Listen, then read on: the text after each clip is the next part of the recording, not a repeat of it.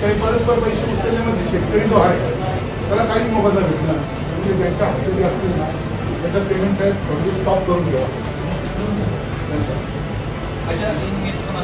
जवळजवळ ना म्हणजे जवळजवळ 700 आसपास ठीक आहे. मला एकाच वेळेला सगळ्या गोष्टी सुनावणी घेणं पण शक्य नाही.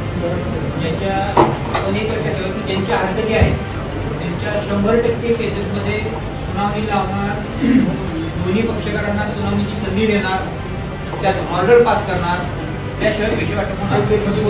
सुनावणीपेक्षा जर तुमची काही यंत्रणा असेल तुम्ही जर खरोखरच सर्वे केला तर काय तुम्हाला सांगतो मी, आम्ही तुला मदत करू का?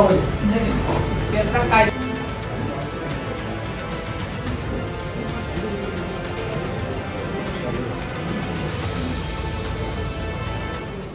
नाव सांगा दादा. मी मधुकर तुकाराम माली भोपर. आज आमच्या गावातील विरार कॉरिडॉर प्रकल्पात बाधित होणाऱ्या शेतकऱ्यांची आज इथे सर्व सभा जमलेली आहे. आमच्या गावामध्ये असा प्रश्न आहे का अर्ध्यांच्या कब्जात आहे तर कोणाच्या नावावर आहे, पण जो माणूस वडलोपार्जित ज्याची जागा 150-200 वर्षापासून कसतोय आणि आज त्याला काही मिळत नसेल तर इथला भूमिपुत्र हा कुठंतरी बेघर झाल्यासारखा होईल. आणि त्याच संदर्भात आज आम्ही प्रांत साहेबांची भेट घेण्यासाठी इथं आलेलो आणि त्यांनी आम्हाला सकारात्मक प्रतिसाद दिलेला आहे.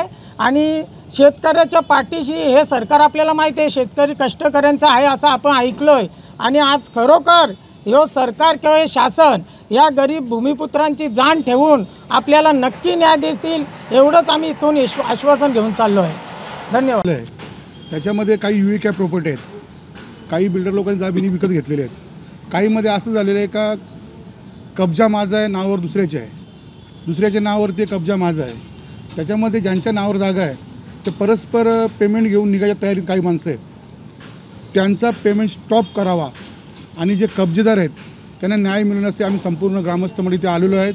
आणि काही लोकांनी असं पण केलेलं आहे की परस्पर सावकाराला हाताशी धरून शेतकऱ्याला बाजूला टाकून ती जागा चिटिंग करून काही लोकांनी नावावरती केलेली आहेत. अशा लोकांना शासनाने धडा शिकवला पाहिजे आणि यांच्यावर कायदेशीर गुन्हे दाखल झाले पाहिजेत.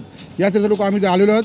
त्यामुळे जे आमचे शेतकरी आहेत, काही बिल्डर लोकांनी जमिनी विकत घेतलेल्या आहेत, त्याच्यामध्ये कब्जाचा प्रश्न असेल किंवा काही ज्यांनी चिटिंग करून जागा नावावर केलेल्या आहेत, यांना कुठल्याही प्रकारचा मोबाईल न देता जो कष्टकरी शेतकऱ्यांना मोबाईल द्यावा यासाठी संपूर्ण गाव आम्ही ते आलेलो आहेत.